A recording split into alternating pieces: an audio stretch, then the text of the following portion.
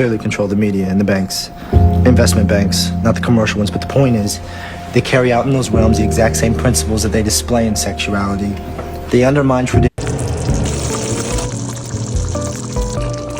The Jews clearly control the media and the banks, investment banks, not the commercial ones. But the point is, they carry out in those realms the exact same principles that they display in sexuality.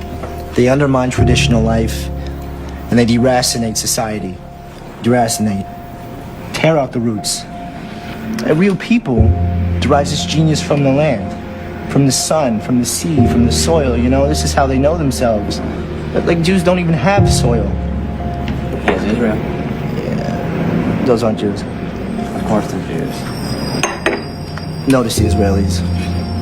It's a fundamentally secular society. They no longer need Judaism because they have soil. Because the real Jew is a wanderer. He's a nomad. He's got no roots and no attachments, so he universalizes everything. You can't hammer a nail or plow a field. All they can do is buy and sell and invest capital and manipulate markets, and, you know, it's like all mental. He takes the life of a people that's rooted in soil, and then he turns it into this cosmopolitan culture based on books and numbers and ideas, and, you know, this is his strength. You can take the greatest Jewish minds ever. Marx, Freud, Einstein, what have they given us? Communism? Infantile sexuality, and the atom bomb. In the mere 3 centuries, it's taken these people to emerge from the ghettos of Europe. They've ripped us out of a world of order and reason. They've thrown us into a chaos of class warfare, irrational urges, relativity, into a world where now the very existence of matter and meaning is in question. Why? Because it's the deepest impulse of a Jewish soul to pull at the very fabric of life till there's nothing left but a thread. They want nothing but nothingness. Nothingness without end. Yeah, Shalom. I'm going to start this off by giving honor, praise, and glory to Yahweh, by Hashem Yahushai, Wahawah Kakwadash. Peace and salutations to the elect men of Israel, starting with the elder apostles of GMS on down to the rest of the brothers, as well as the brothers that I labor with, who are diligently pushing forth the will and doctrine of Yahweh Bashem Yahushai in all faith, truth, and sincerity, according to the true understanding of the scriptures. To all of you, I say Shalom. So, jumping into this, because it was interesting watching that video, and it was a specific word that had stuck out to me, which was deracinate, and it made me want to go into it, right? Which really, I'll start with that. Get this, because what this go into is really what happened to our people, but it's been written about within the scriptures. You know, everything that goes on within the world has been written and mentioned. You could find within the scriptures, which is why we know this is the truth. You know, we understand this is our history book. It's literally telling us everything that's going, that happened, that is happening, and that will happen, right? But this word deracinate, and this is the etymology of the word, says 1590s. It says to pluck up by the roots. From French, deraciner, and I could be butchering that, but it says from Old French, right? Deraciner, uproot, dig out, pull up by the roots.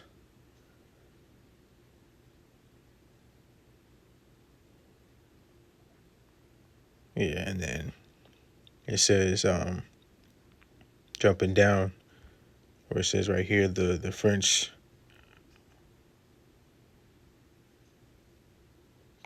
past participle. I could be butchering that word too, but right here where it says uprooted, right?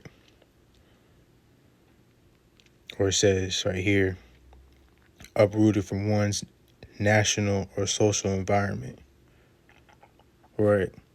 And then getting this word in Google, it says uproot someone from their natural, geological, social, or cultural environment. right?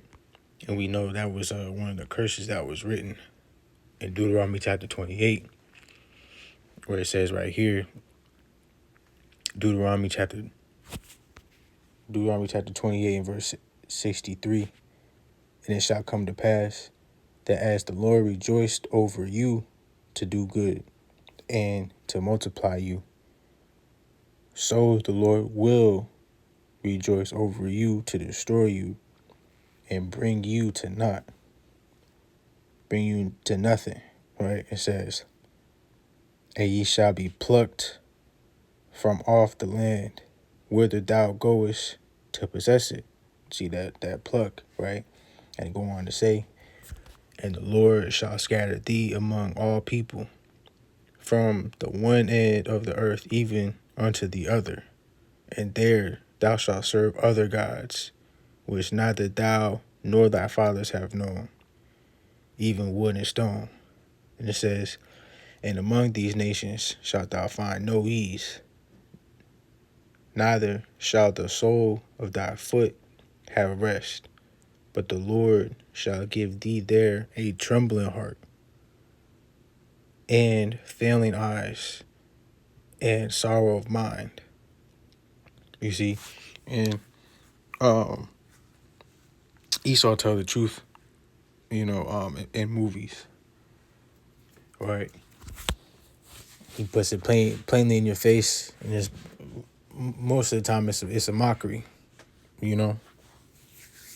How plain he puts it in your face, and our people don't see it, but our people are destroyed for a lack of knowledge. You know, we've been taken out of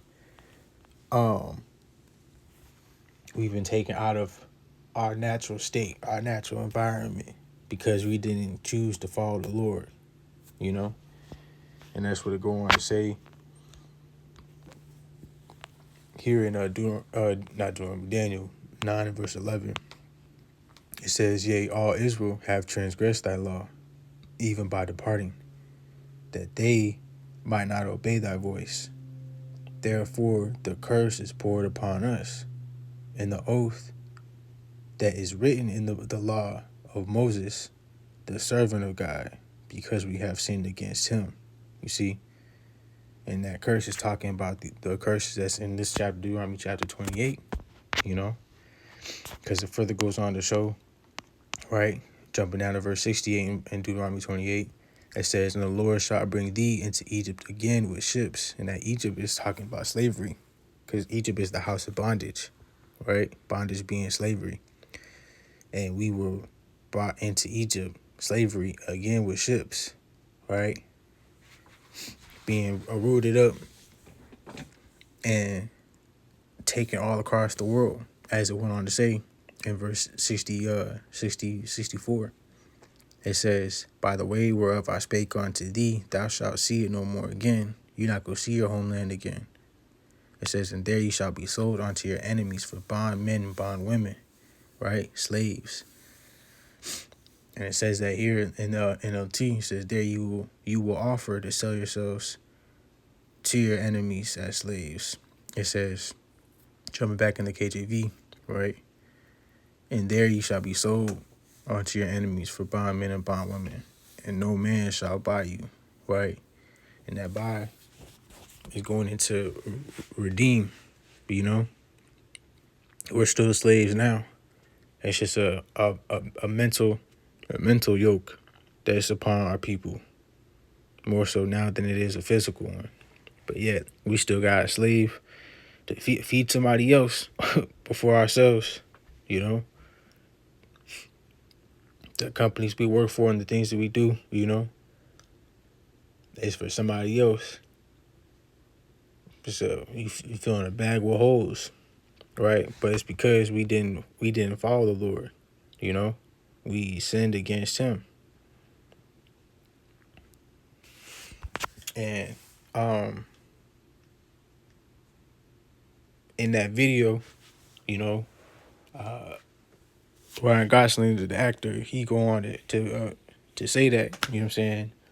Being rooted out, them using the things that's of us for their own benefit ultimately, right? And it just made me think of how the Lord had said we were the former of all things, right? And how it also says what in what am I thinking of?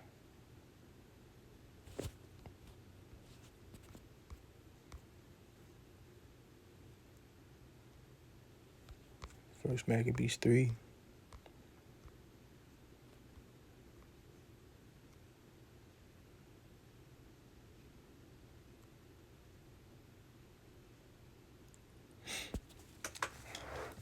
Just how it says right here, First Maccabees 3:48 says, and they laid open the book of the law, wherein the heathen have sought to paint the likeness of their images. You see? And that's our books is our heritage, Our books is the books of the law is our history, it's our customs, it's our cultures, it's everything about us, right?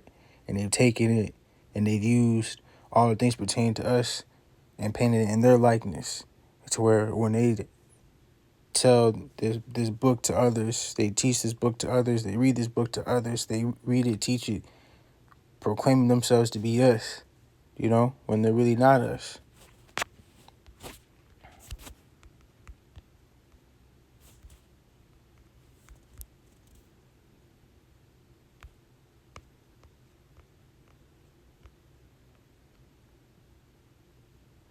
Yeah, Revelation chapter 3 and verse 9, it says, behold, I will make them of the synagogue of Satan, which say they are Jews and are not, but do lie. You see? The ones that call themselves the Jews aren't the real Jews, but they're lying. It says, behold, I will make them to come and worship before thy feet. You see? And to know that I have loved thee. These Jews that say that the Salakia, these people that say that they are Jews, that aren't the real Jews, but are lying, they're of Satan. That's you going to see here, But it's also written that the Lord going to have these people come to worship our feet. Right? Because at the end of the day, their world is coming down. Right? It's written that they're no longer going to be up ruling. It's written that they're going to be destroyed. That we're going to come back up. But the only way that you could be a part of that is by you making sure that you doing what you need to do, which is coming out of these curses, turning back to follow the Lord, to keep his commandments, right?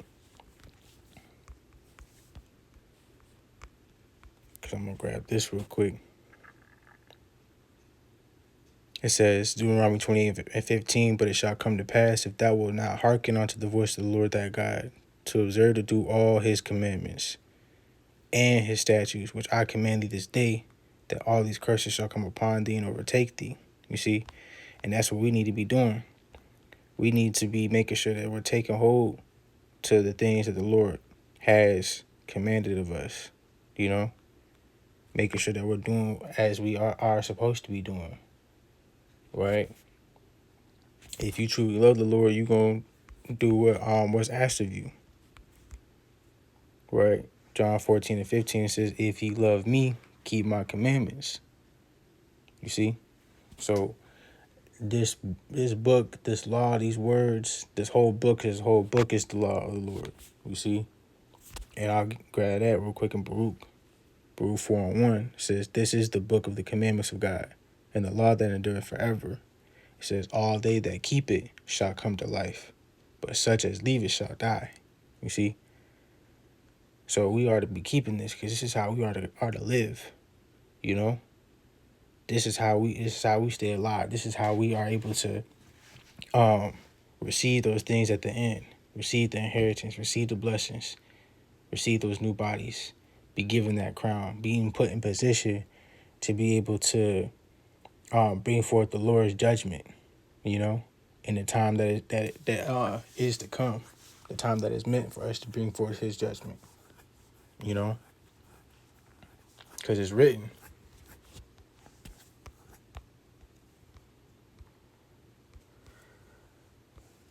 Revelation 13:10, it says, "He that leadeth into captivity shall go into captivity. He that kills with the sword must be killed with the sword."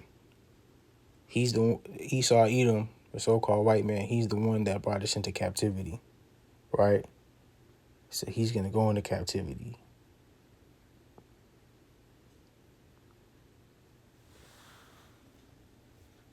He's the one that killed with the sword, right? So now he's gonna be killed with the sword.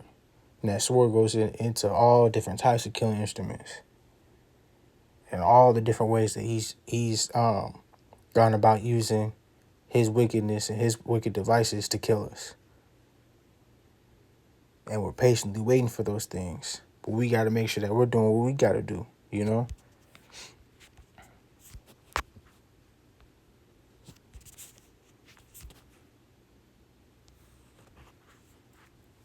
Because even going back to that word, right?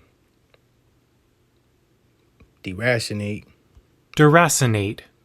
You know, it says uproot someone from their natural, geographical, not geographical or social and cultural environment, you know? Even in the etymology of it, right? To pluck up by the roots. We want to make sure that we not being plucked up by the Lord. We want to make sure that we're fully rooted in him, you know? And we're constantly enduring to the end. By doing so, being fully rooted in him, turning back to him, repenting, and making sure that we're keeping the commandments that's being given to us, right? It says here, John 15:1, I am the true vine, and my Father is the husbandman. Every branch in me that beareth not fruit, he taketh away. You see?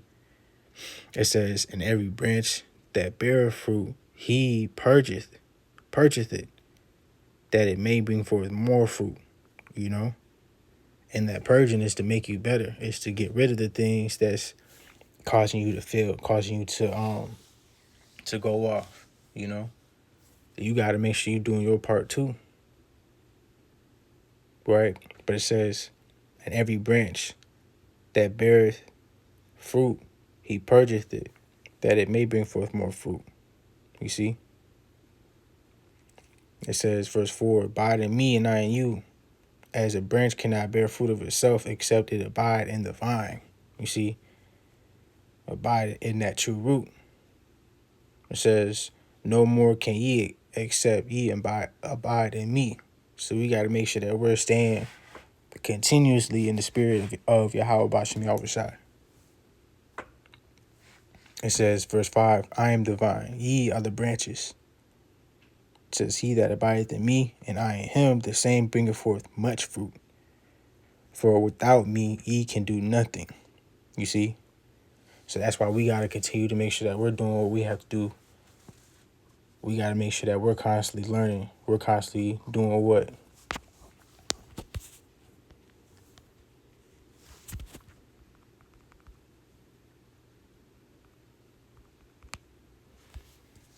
This is 2 Timothy 2, verse 15. It says, study to shew thyself approved unto God, a workman that needeth not to be ashamed, rightly dividing the word of truth. You see? So you making sure that you staying in the know, you remembering the things that we did, that we went off, you know? You giving attendance to reading, you making sure that you are in a position to where you're ultimately able to receive that salvation because you're keeping your mind on the Lord, you know?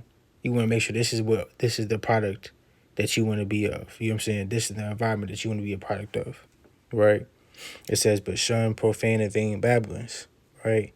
And that word profane goes into things that's common. The things that's common in this world is all wickedness, you know? So these are the things that you want to stay away from.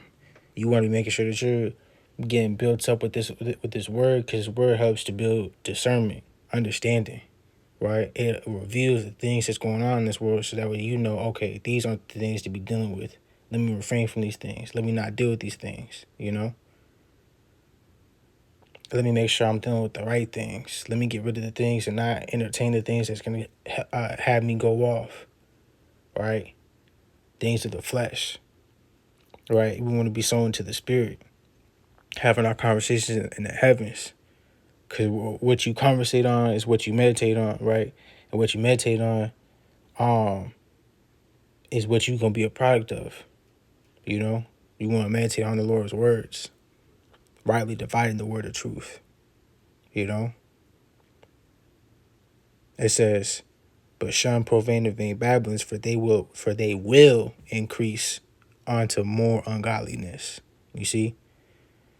So you don't want to be just entertaining and having, you know what I'm saying, conversations about nothing and nonsense and things that's of this world. Because the things of this world is going to pass away. You know? The things of this world is nonsense. Esau think that his house is going to last forever. And that's not the case. You know? It says here in Revelation, what?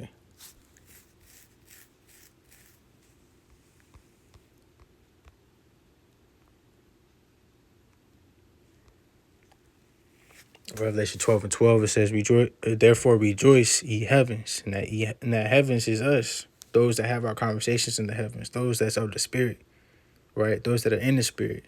Those that are of Yahweh Bashim Yahushai. It says, and ye that dwell in them. It says, woe to the inhabitants of the earth and of the sea, right? It says, and those inhabitants of the earth and of the sea, it's pertaining to Esau, Edom, and those that's of the world, those that are constantly given to the flesh, you know? Those that aren't of the Lord ultimately, right? Of the Lord's elect. It says, for the devil is come down unto you having great wrath. You see? And that's what's going on. The devil, right? Esau, Edom, and Satan. You know? Satan first, but his, physical counterpart being Esau, Edom, they come down onto you having great wrath because he know that he hath but a short time. So he doing all that he can to try to take down any and everybody, he can with them. So that's why we are to stay away, refrain, keep ourselves out of harm's way. And the way that we do that is by staying in his word, you know?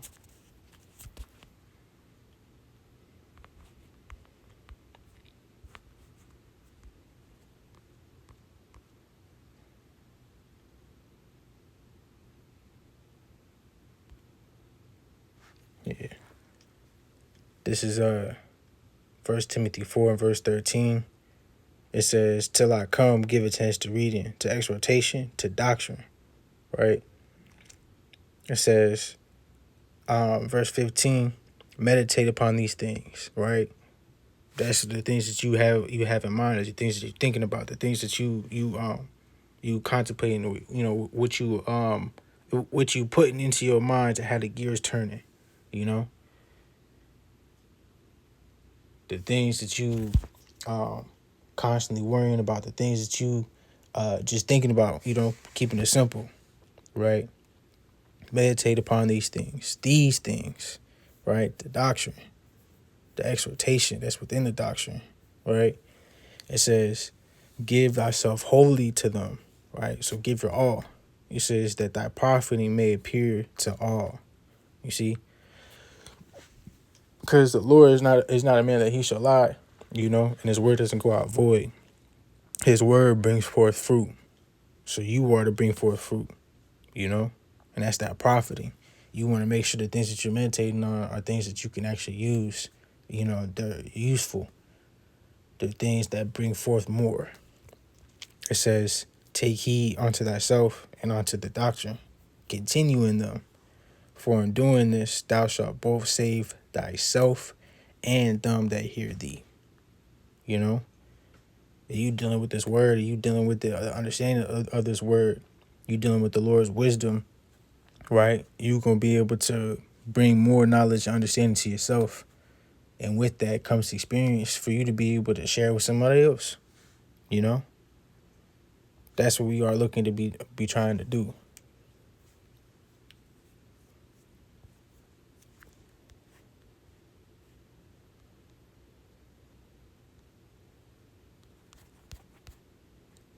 Oh, you know what? No, it's Colossians 3 I'm thinking of.